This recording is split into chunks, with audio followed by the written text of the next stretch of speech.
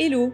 Bienvenue chez les Mères Nature, le podcast qui t'accompagne à toutes les étapes de ta grossesse.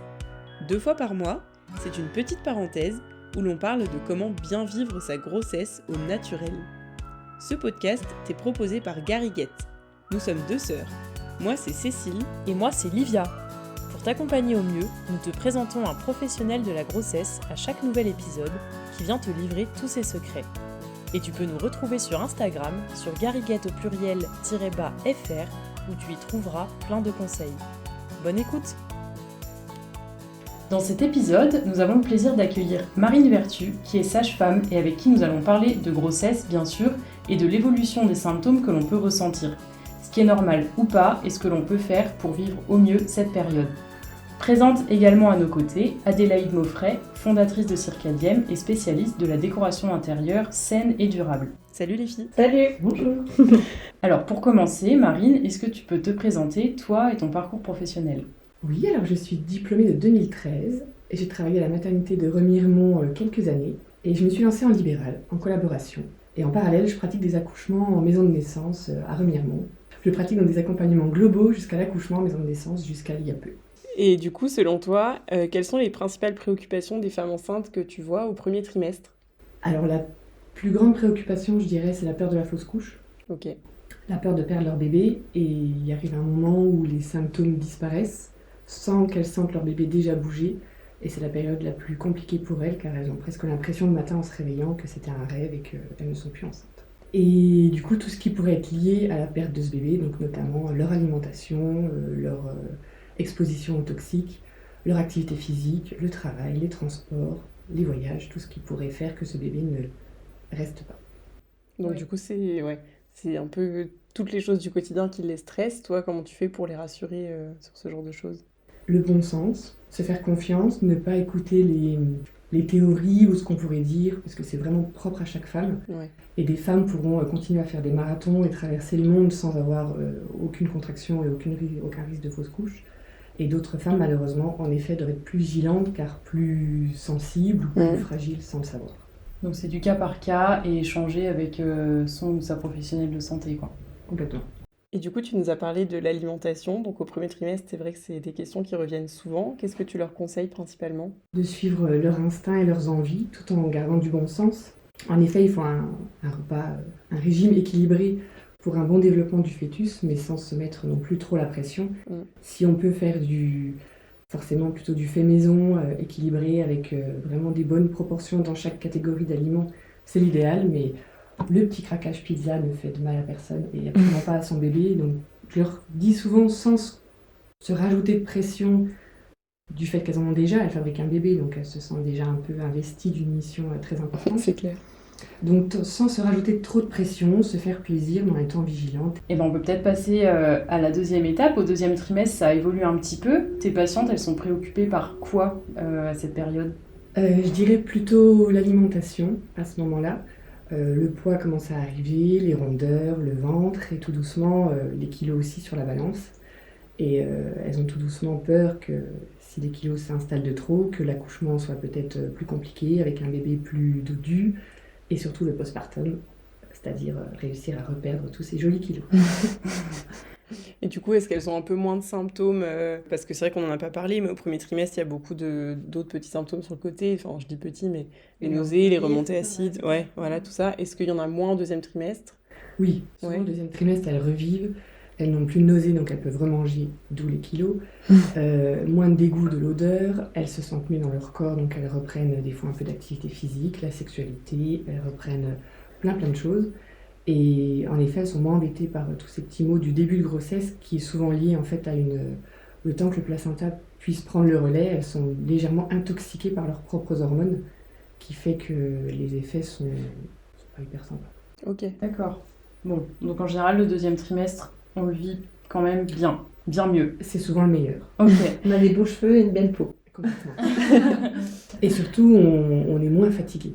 Elles arrivent enfin à ne plus être des marmottes qui dorment toute la journée pour reprendre une vie correcte. C'est plus sympa. Ok. Et donc ça, du coup, c'est les plaisirs du deuxième trimestre.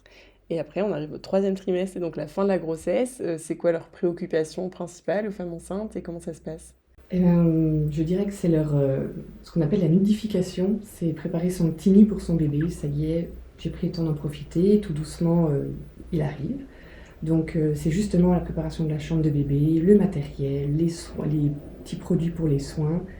Et tout doucement, l'accouchement en lui-même, la sortie de leur bébé, c'est quand même quelque chose qui les préoccupe un peu. Ok, donc par exemple, là, quand tu parles de la chambre, préparer la déco, etc., ça nous fait penser à toutes les problématiques de pollution de l'air et on se dit, voilà, est-ce que si je mets ça, ça a un impact sur la santé, ma santé et la santé du futur bébé?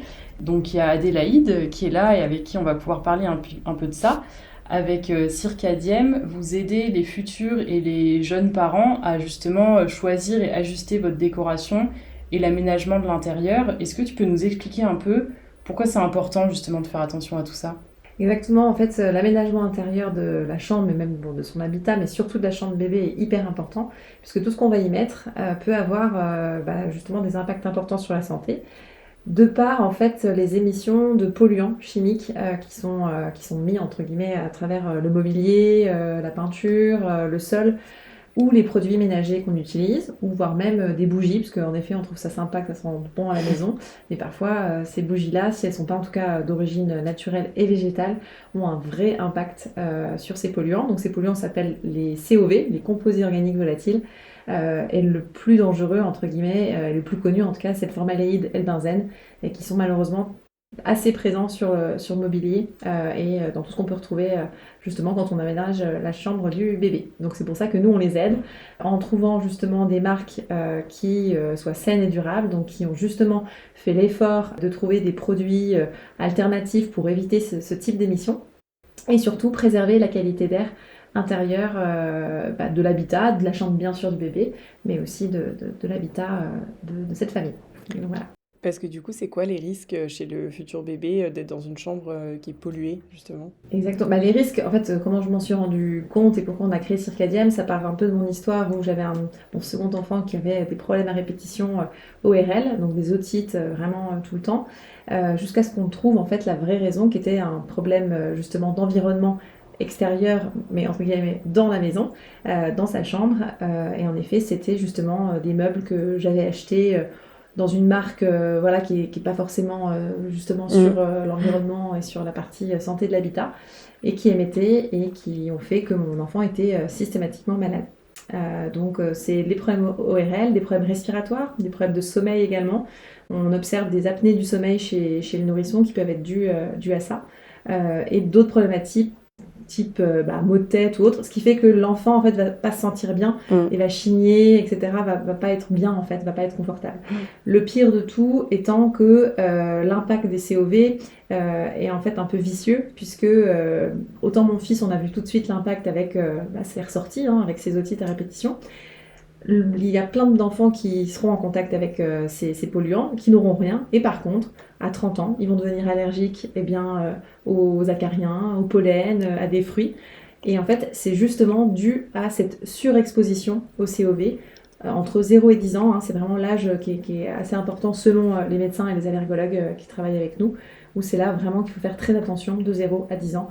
Qu'est-ce qu'on achète pour la chambre du bébé et des enfants pour que l'air soit pas pollué.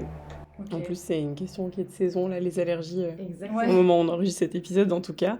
Et est-ce que, Marine, toi, c'est des questions qui reviennent chez tes patientes, les questions d'allergie, de pollution de l'air, etc.? Beaucoup, et qu'elles soient allergiques elles-mêmes ou pas, elles en parlent autour d'elles. Les femmes parlent beaucoup, beaucoup entre elles, et tant mieux. Et en effet, elles me posent souvent la question de est-ce que j'ai des conseils alors, au niveau des produits et au niveau de la façon de faire. Et bien souvent, je les redirige gentiment vers les personnes concernées, parce que moi, je n'ai pas ces connaissances-là, mais en tout cas, je commence seulement à m'y pencher. Okay. D'accord.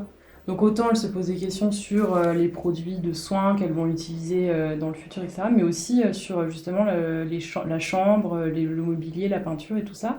C'est la première question. Ah oui, d'accord. Quand elle prépare la chambre, avant de penser aux textiles, aux produits de soins, c'est vraiment, on est en train de préparer la chambre avec mon mari, d'acheter des matériaux. Est-ce qu'il y a des choses qui craignent? Oui, c'est leur première question. D'accord. C'est la chambre, je dirais en tout cas. D'accord. Ouais, c'est bien, il y a déjà une prise de conscience là-dessus, et donc cette question de l'environnement des futurs et des jeunes parents, C'est donc effectivement important, il y a beaucoup de choses à dire et c'est pour ça qu'on s'est dit qu'on allait y consacrer un épisode complet qui arrivera très bientôt chez les Mères Nature. Donc on espère que vous avez apprécié cet épisode et on vous retrouve lundi prochain pour un autre épisode. Donc merci beaucoup à toutes les deux, Merci. Marine et Adélaïde, pour tout ce qu'on a appris aujourd'hui et à bientôt. Merci Marine, merci Adélaïde. Bientôt. Merci à toi, à bientôt. Merci d'avoir écouté cet épisode. Nous espérons que tu as passé un très bon moment en notre compagnie. N'hésite pas à t'abonner et à commenter. On se retrouve dans 2 semaines et en attendant, rejoins vite notre communauté sur Instagram.